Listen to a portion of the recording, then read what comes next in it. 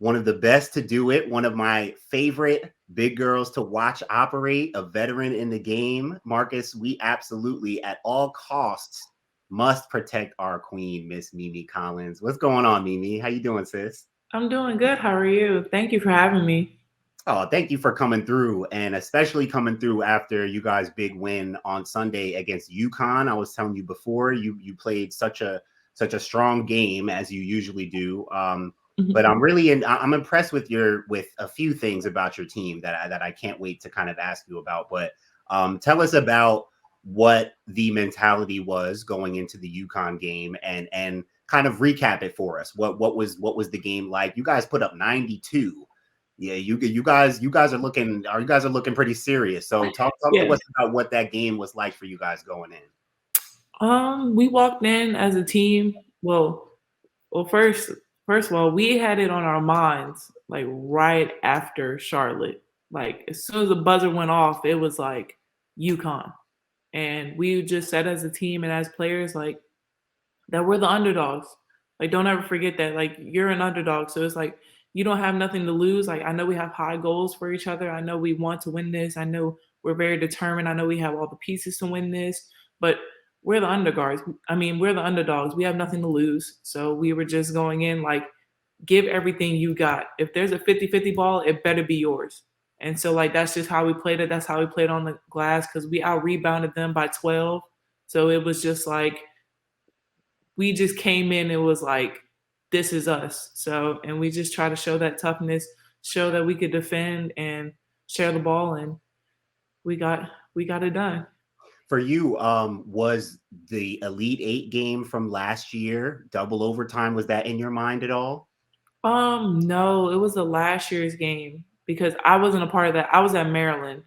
Right, Yeah. Yeah, right, I right. was at Maryland, so I wasn't a part of the Elite Eight game. But last year, well, the starting five was a part of last year's game, and we obviously lost by 30 to UConn last year. So that taste in that in the starting five, that taste was still in our mouth. So it was just like, all right, we're not getting blown out by 30. Like we're not like the people who had their career highs against us, like they're not having their career highs against us. So we came in with a defensive mindset, not an offensive mindset. We might have put up 90, but our main goal was defense. Mm. I know it's been like something like over 2 decades since NC State has beaten UConn. Was that your first time beating UConn in your career? Yes. Yeah, Really? it How many was. times have you played them? A few times? You played them more than a few times, huh? No, Not because really? I no, because in Maryland I played South Carolina. We play South Carolina a lot, Right, yeah. right, right, But right. here, this is my second time playing UConn. Yeah. Okay, wow. And just real quick, talk to us about, I knew about Sanaya Rivers out of high school. She was a major prospect. She was one of those who had viral dunks going around in high school, and Mhm. I knew of her going to South Carolina. And I again familiar with her game. She was a major prospect. I always saw like such, I mean, just the raw potential in her. Clearly, super talented. But I mean, obviously, she had a big game on Sunday, 33-10. She's doing things that I just have to be honest, I didn't realize she had in her. I'm talking about pull up jump shots, playing with pace, like really just putting it together in a polished way. Just talk to us a little bit about what you've been seeing from Sanaya. I know she was the sixth woman of the year last year, and she's been really, coming into her own. But what have you been seeing from Sanaya to get her ready for that kind of big performance on Sunday?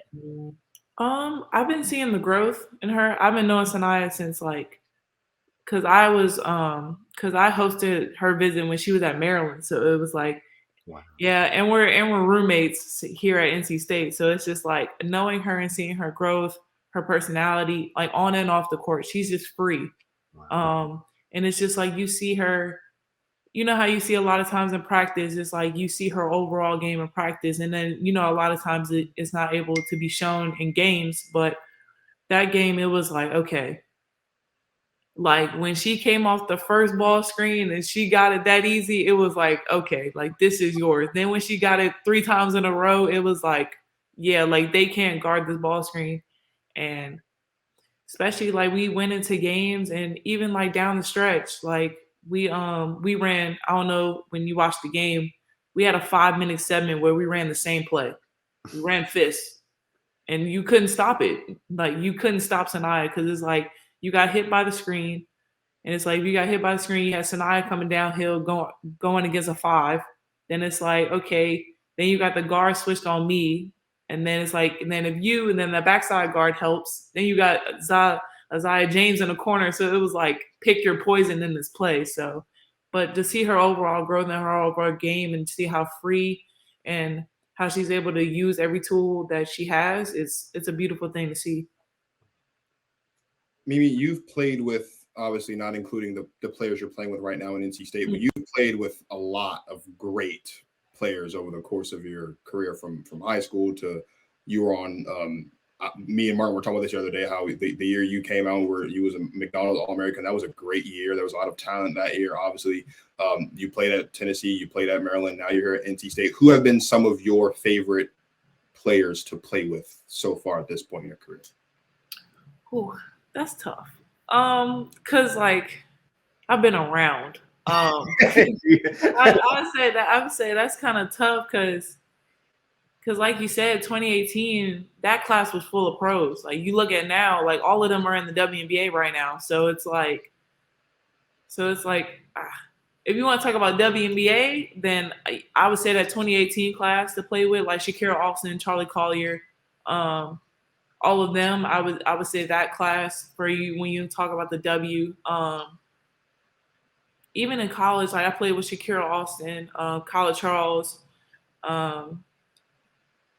Even now, like Sanaya is gonna be a pro. So it's like, you know what I'm saying? I'm surrounded with great players who, you know, who are either in the W or on their way to the W. So it's just I've been really blessed to just be surrounded by players from point guard position all the way down to 5. So it's just being surrounded by such great talent. Even from high school, I was always on the top high school team. So it's just like being around such great players and know how to play that and be in my role with that. I think it helped me a lot during my game. You mentioned Austin. I'm from DC. I live right around the corner from the arena, so I go to Mrs. games often. And watching Shakira Austin play basketball I love it. I love watching her play basketball. But obviously, you've played with her, right? What is it like being on a team with her? Like, what does she bring? What was most enjoyable for you about playing alongside Kira for the time that you did? Everything, because like you said, like that was my redshirt year, so I saw everything. Like I saw like what she would pull off in practice. Like she would shoot the 3, she would come off the bounce, she would bring the ball up the floor, and it was like you legit like couldn't guard her. And luckily I was on the practice team, so luckily I wasn't in that position. So I feel bad for that practice player, but I'm just like seeing her growth and seeing how when she was at Maryland, how she was just showing bits and pieces of it. And then she went to Ole Miss and she was able to show all of it. Then it was like it prepped her for the WNBA. Now you see her in the WNBA and doing all of those things. So it was a great thing to watch. And plus, I would work out with her all the time. Like me and her would go and do pro workouts together, and it's just being around her overall helped my game a lot, and just being around each other. Like we would play 1-on-1. It was like iron sharpen iron. So it was just like having that bump every day was a great thing. Those are 1-on-1 games that you would pay to see. That's those are in the dark. Trust me, those are in the dark. You roll the rock out, no fouls. We ain't calling nothing. It's just me and her. Thinking about Mimi Collins, Shakira Austin going, bro, I would sit right there and with nobody else, I would be like, yeah, let me see this to 21, no twos. Like yeah, because we used to do a lot of that because Brenda loved competing.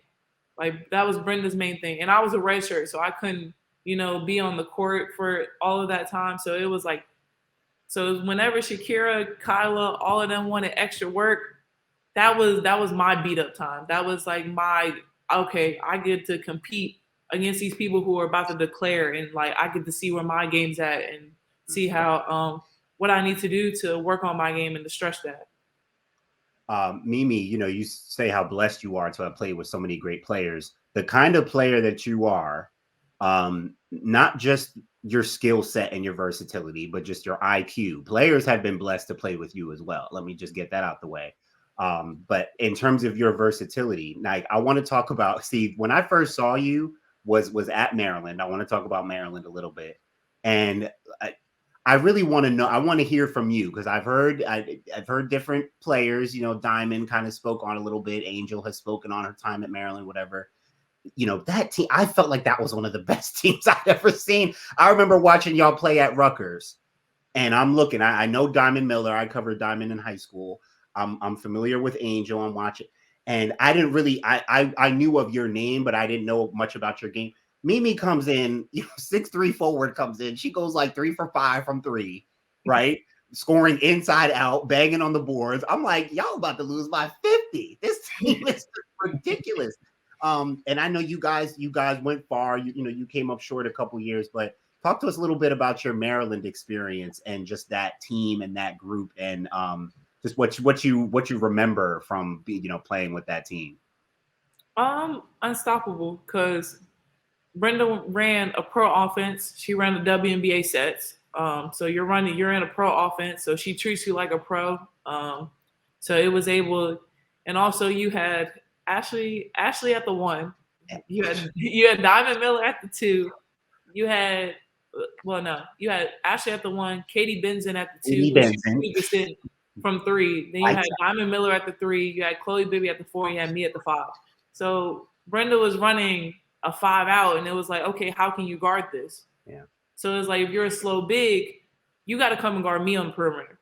Then it's like, if you're a small forward, now you got to guard me in the post. And it was like, all right, pick your poison. So Rutgers, I felt kind of bad for them in that sense, but it was just like, what can you do about that? But that team was very much versatile, because you had your three people in 40 and 45% and up from 3, because that ranged from, right. I think Katie was at 50. I think Chloe was like at 47, and I was at 45 from 3. So you had to guard all 3 of us. And then you had Ashley and Diamond scoring between 60 and 70% in the paint. So it was like, you have to pick your poison on which one you want to do. So it was, and we could rebound.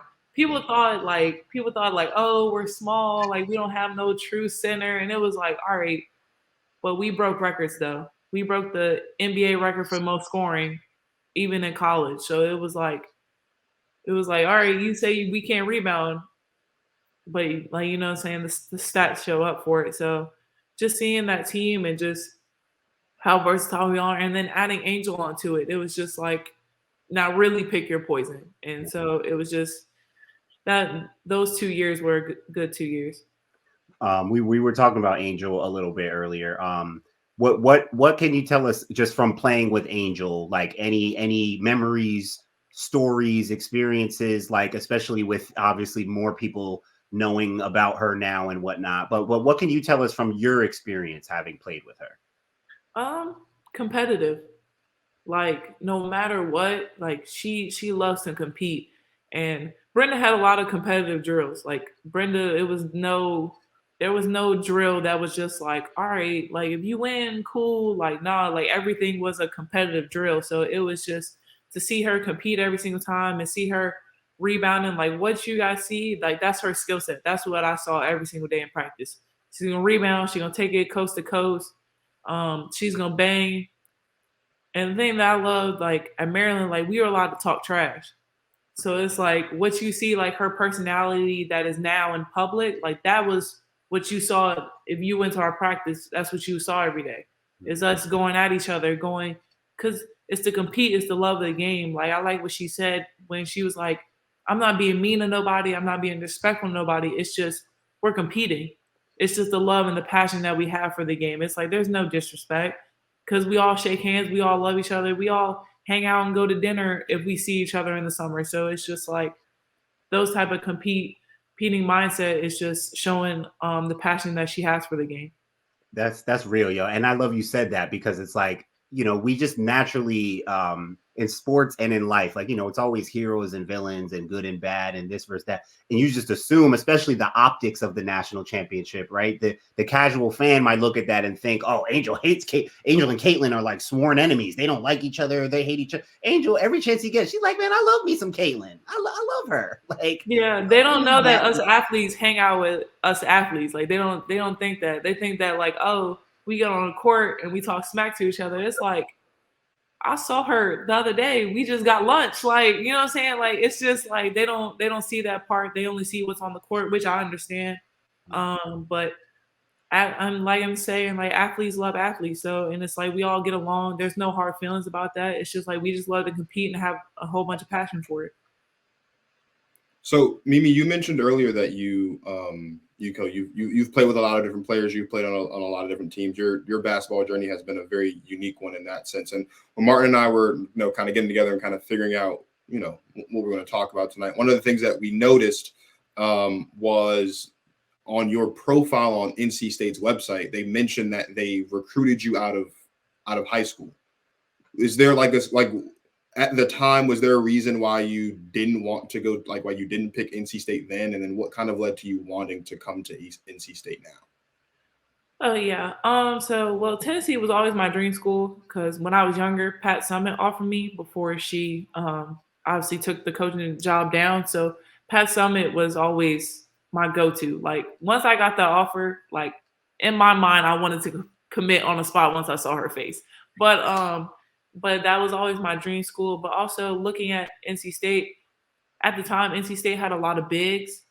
At Tennessee, they only had one big there because the forward, Jamie Nard, she went and declared for the W, and they only had one backup post. So they only had one forward. So coming in as a freshman, I would have been the second forward.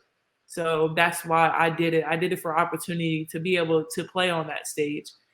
Even though it was my dream school, it just felt like it was a perfect spot for me.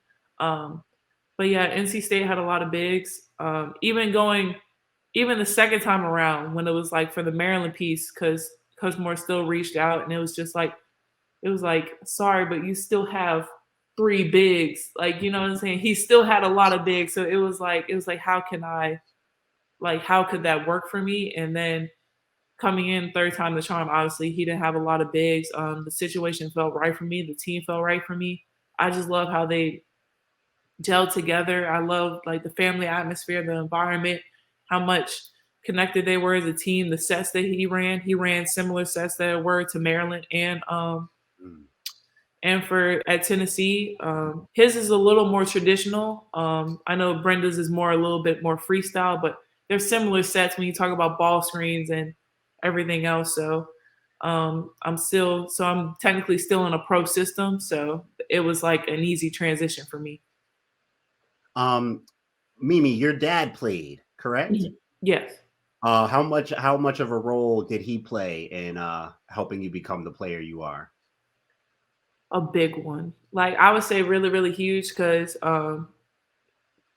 my dad didn't force basketball on me. He was like, all right, like let's try every single sport. Basketball was the last sport I tried because I knew my dad played basketball. So I tried I made it the last option. So then it was like after I played and I just walked up to him and I was like, I don't like none of these sports. Like I want to try basketball. My dad literally bought a goal, a basketball. He bought every tool under the sun that involved basketball. He bought it that day and we just worked out and it was just like he taught me how to shoot with the form shot and everything else and just building from there. And it was just like, okay. So everything that I do and I know is like it's from my dad. Wow. Do you remember picking things up naturally or did it take a while? Because I mean, at your size, the way you're able to move, your coordination, your skill set, like were those things coming naturally, or like your footwork and stuff, like your hands, your shooting, like were things coming naturally, or did it take some time? Were you like a little goofy at first, or what? How did the polish come? I was a little goofy at first because like the way I shot up, it wasn't like how my dad, because my dad was a guard. He played at the University of New Orleans. Okay. So it was like So my dad was a guard, and he was like, all right, so looking at the girls' game, my daughter's a post. So it's like we both had to learn each other. But my dad put a little bit of finesse on it. That's where you see the versatility. And he was like, all right, I'm not going to treat you like no traditional big. So it was like, I never grew up to be no traditional big. Wow. So it was just like all the finesse that you see is like a sprinkle of my dad's game, like the guard game going into a post game. And it's just like trying to mix that in. That's awesome. No, I think I've asked this question every episode just because I like to start things. I like to start some drama. When's the last time you played your dad one-on-one, and how bad did you beat your dad? Well, last time I played my dad, I think, seriously, I would say middle school. Okay. High school, I joked around with him, but like my dad likes to foul a lot, so you know how parents are. Like once you start using that burst of energy, they don't like that. So it was like once I started to like use actual burst of energy, he was like, no. And it was like, yo, cause so now I was like, yo, I'm about to cheat. Like you like fouling, like these gotta count for points, something like you just fouling at the rim. But my dad's bigger than me, so that he's like, all right, I'm just gonna back you down. I was like, how many? So he likes to treat it like a pro system. He's like, you got 3 dribbles. Cause he said in the pros, you gotta get your shot off in 3 dribbles. I'm like, all right. I'm like, so he'll start dribbling. I'm like, all right, you got 3 dribbles. He's like, nah, I get unlimited. I'm like, huh? Like, you just gonna cheat like that? But yeah, so I can't play him no more. He likes to cheat. Like, no. Is it what? So how tall is your dad? My dad's 6'5". So he is taller than you. Yeah. Okay. Well, he does. Oh wow. And but he was a guard. He was a big guard. Yeah. Wow. Yeah. He played the 2. Okay. At the University of New Orleans. So yeah. Okay. Did your mom hoop as well at all? No, my mom, she played a little bit of volleyball and cheerleading when she was younger, but she was mainly, my mom's a nurse, so she was mainly like the student on the med side. So yeah, we have a balance here. Do I still have some athletic ability, like from both sides? Yeah, but more athletic side is coming from dad for sure. Right. Mimi, and so what was that like for you? Like, well, tell me, because go back to what you said about like your growth spurt. Like, so when did your kind of like growth spurt start to happen? Elementary school. I was taller than everybody in elementary school. Yeah. Right, okay. So yeah, that started real early. I was taller than everyone. I grew faster than everyone. Like my mom was buying clothes like almost every other week. So it was like, cause I just kept on growing. But I think I stopped growing at around my sophomore, junior year of high school. Okay. And so I just stayed the same, just the regular 6'3", and just stayed around there. So. And so what was that like for you? Like middle school, high school? I'm sure you kind of came into it and got used to it, but like, what was it like for you being, you know, the bigger girl who could also handle the ball and be versatile? Like what was that like for you? Like kind of like getting used to being that girl? A little bit different. I would say the boys didn't like it at recess. I'll tell you that. Cause I didn't, and then also it was like hard cause I was the athlete. So I was always around the boys. I was always playing. I have 2 older brothers. So like after school, I would go play with the high school kids and go play with my brothers and go pick up with them. It's just like, I wasn't the girl. Did I grow up with the Barbie dolls and everything else? Yeah. But it was like, once I reached elementary and I was introduced to sports, I wasn't on the swings with the other girls. I was out playing with the boys. So it was just like coming with that stretch. And yeah, it was kind of hard, like dealing with, because I knew what my goals were. I knew what I wanted to. I knew basketball was fun. So it was just like, all right, don't get me wrong. I'm still going to be a girly girl. I'm still going to wear a dress. I'm still going to be a lady. But it was like when recess came, like I had my sneakers on, like, you know, but just dealing with that and I just always stayed around the boys. So Mimi, we've kind of got a good sense of your basketball IQ on the floor, and you seem like, not even you seem like, I can tell that you definitely know ball. So Martin's always asked me to come up with fun and witty things to do, right? Because you know, Martin's a content guy. He wants to put stuff on vertical and horizontal. And sometimes he talks to me and I don't know what's happening. So we're gonna play a game. It doesn't really have a name, but the way it works basically is we're gonna each take turns. We're gonna name women's basketball players.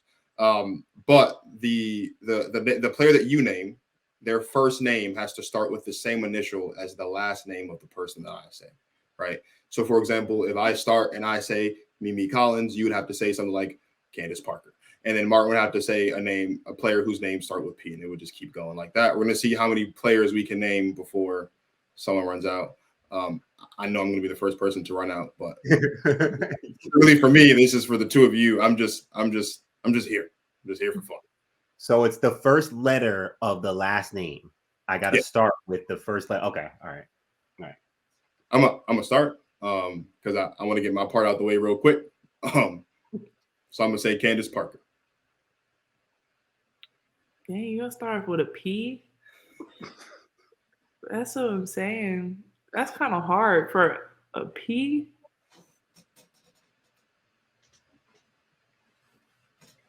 I don't know any P's. That's the thing. Like, why you gotta change it? Hard. Why can't we just name a whole bunch of Martin, say yours, and then Mimi, you can go. Peyton Pritchard. That's another P, bro. Oh, Paige Beckers. Wait, are we doing W or are we doing college? What we're doing? Question. I thought we were all basketball players. Oh, all basketball. Oh, Paige Beckers. Yeah. I thought we were just doing W. I'm sorry. No, we're doing all basketball players. All basketball players. Yeah. She said Paige Beckers. You said Paige, yes. I said Peyton Pritchard.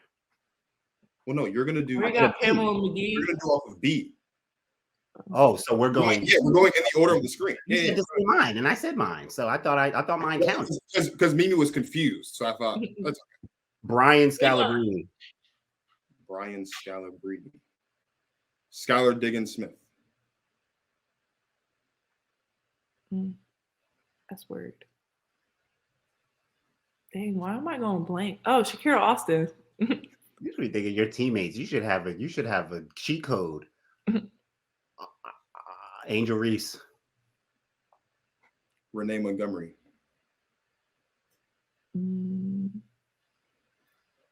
M's. Why is this so bad? M's. M. Myself. Oh yeah. Thank you. Yeah, because you didn't. I was like, I'm gonna go with myself.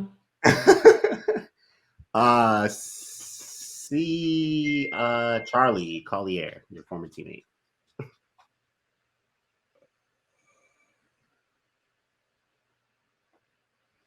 Candace Parker. Wait, no, I said Candace Parker already, didn't I? You started with Candace Parker. I started with Candace Parker.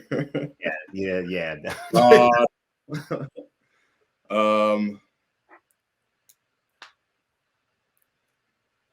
C. Give me a C. Kayla George. Oh wow, the G. Gigi Bryant. Hooper. Hooper.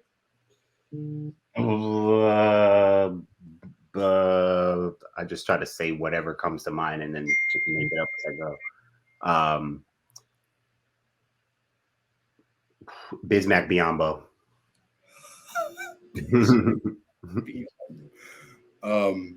We'll do like 2 more rows of this. Brianna Stewart. Stewie. Dang, he loved the S's. Like,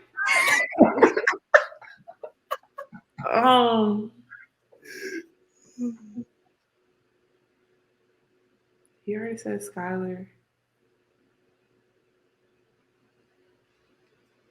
Why am I going blank with all the S's? Oh, Shy Sellers, who was my teammate. Since he already took Skylar Diggins. As you didn't say Sanaya Rivers, did you? No, Sanaya Rivers too. I'm used to calling her by her nickname. That's why. What's her nickname? We call her Nana. So I'm thinking in my head for Right. Sanaya.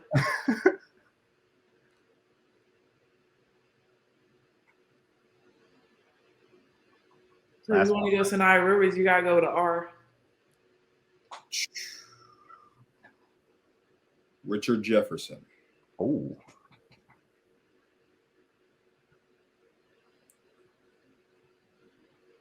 Yeah, that's my last one. I ain't got nothing else for Oh, Jordan Clarkson. She's in the W. Went to Tennessee. Did you say Jordan Clarkson? Wait, no, not Jordan Clarkson. What's her last name? She's I'm in about the to say, W. in Canada. Jordan Canada's one of them too. No, Jordan Horston. That's what I'm thinking. The one from Tennessee. Right. Plays for Seattle. Good player. All right. We're done. We've got to get a timer for that. We got to do a time. We need a countdown for you. Got to get rapid fire. I thought you were. Well, I can't just I can't just do it. I can't just restart. Yeah, and time. Yeah. We got to. We'll work on that for next time. That was very good. Mimi thought of herself, which is, important to be able to do. People to do that so far. Only gotten 2 people. It's a big cheat code. You gotta remember your own name. Do you want to do the other one that has a timer on it, or do you want to? No. No, we're good. No, we're good. Mimi, how about something that most people don't know about you? Give us something that most people don't know about Mimi Collins.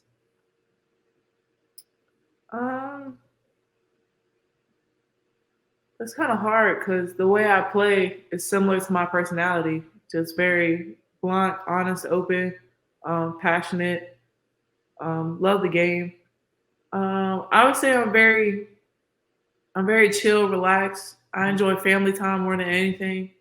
Hanging out with my friends, just being adventurous. Like anything that involves like people that I love and being around people that I love, I think is a great time. But anything just very relaxed because, as you know, as any college schedule or any schedule in general, it's very busy. So having the time management to be able to be with my family or to be able to be with my close friends and teammates, I think it's a blessing to me. What about interests or hobbies outside of basketball? What are you known for? What's your thing if basketball is not on the table? What is Mimi known for? If you can't find me, you'll probably find me in my room playing a video game. Probably. On the game? Yeah. What are you playing on the game, girl? I have a lot of games, either like Call of Duty, the new Spider-Man game that came out. So yeah, I got a P5. So no, that's right. Did you beat the game? I just beat the game last week. Here's the thing, I'm a little slow with it because you know what I'm saying. We got practice. We got a lot going on. I work from home, girl, so I go downstairs. I'm like, hey man, y'all gotta wrap this up so I can go. I mean, gotta go save the city. So, your schedule a little more hectic than mine. Yeah, but am I almost done? Yes. Like there have been days where I've stayed up for a long time just to try to beat some levels on my off days. So yeah. Locked in. I love it. I need a P5, man. Go ahead and get you one. They dropped the prices now. They sure did. I gotta go get P5. What percentage are you at, Mimi? Do you know off the top of your head? What level I'm at? What percentage do you have done in the story? Do you know? I'm on level 27. Oh, you're on 27. Okay. Yeah. All right. Cool. Okay. All right. Yeah. So I think I'm towards the end where like I'm fighting Crab and Hunter. Mm-hmm. Yeah. So I'm at that part. That story gets deep. That thing is too deep for a video game. I feel like I'm watching a movie. No, but like some of the movie trailers do be coming out like that. Like I don't know, like they're dropping Kraven the Hunter, the movie, and it's like it's showing some parts of the video game. I feel like the video game is the trailer for the movie. Right. I did peep that. It's crazy. Absolutely. Mimi, so we also want to ask you, as we close out with you tonight. We so appreciate you being here. Mhm. We want to ask your top 5 queens right now. So this is Protect Our Queens. We want to know from you who your top 5 queens are, which are just any women in your life or that you're inspired by, that you're listening to, that give you that energy that you need on a daily basis to operate as Queen Mimi out here. Who are your top 5 queens? My mom, for one, she's always gonna be at the top of the list. I would say my mom. I would say my grandma for sure. That's 2. Um, ooh, because the rest are like,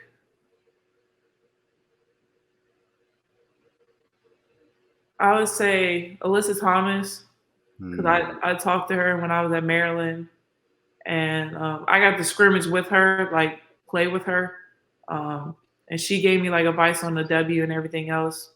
But other people that I look up to, like Brianna Stewart, Asia Wilson, um, I think that's it. And then last but certainly not least, we are all about we're all about trolling the trolls, Mimi. So there's one thing you could say to all the trolls and all the haters of women's basketball. What would that one thing be? Um, I would say don't knock it till you try it.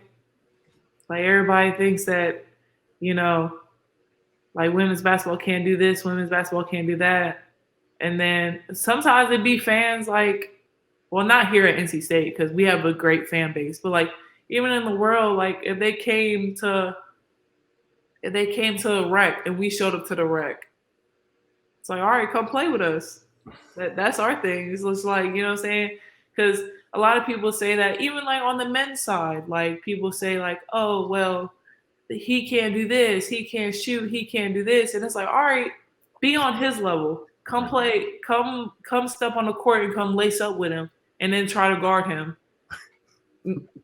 And then because pickup is different from a whole basketball game, so it's like play pickup with him and see his overall game where he gets to try stuff on you, and then then go play an actual game with him and try to go get through all them screens that he has to go through, and then try to guard. Yeah, same with women's basketball. That's all I'm saying is even because Asia Wilson tweeted the best. She said, "Come play me 1-on-1." So it's like, you know what I'm saying? That's why I said, don't knock it till you try it. So it's like people always want to hate from up top when they don't see the level floor and see what we actually have to go through, see all the screens we got to guard and how we have to score and be our best selves. So it's just come guard us, come play us, and see how that will work out for you. And come run the sprints that we do. People would be like, oh, well, why is she so tired? Why is she this? It's like, all right, if you did our conditioning test, would you last? You would not make it. Yeah. So that's our biggest thing. It's just like come do conditioning with us for 3 months in the summer, and see how that goes. Plus practice and weights, and then study hall and everything else. Because I'm a former athlete, and I ain't signing up for nothing close to that, bro. I did my time. If I've said it once, I've said it 1,000 times. The reason why I talk about sports is because God didn't give me with the ability to play sports. So I'm gonna just keep running my mouth about it because I'm not, bro. No, I can't put myself in that position. I'm gonna be trending on YouTube for all the wrong reasons. Got me out here touching earth like that one girl across the pond over there. Yeah. I don't want to. No, it would be the right reasons though. That would be worth it. That would actually be worth it. Mimi, I do have to ask you real quick before we go about my young girl, Zoe Brooks. I'm from Jersey. I covered her in high school. I know all about Zoe. I see her doing pretty well to start out. Just what are your feelings about Zoe? Observations? What do you think about her so far? She's a freedom spirit. Great girl. Can hoop. She gives she gives the fiery taste. Like she's like Zaza. She gives our sprinkle of flavor with just like the handles, the finishing at the rim, the no look passes. So it's like she gives us that taste. But you know, she's a freshman, so it's like it's coming with college. Is like those are like the different things that everybody has to go through. But other than that, she's doing a great job. She's very prepared. She's very locked in. She was very disciplined coming into the UConn game. So I think she did an overall great job.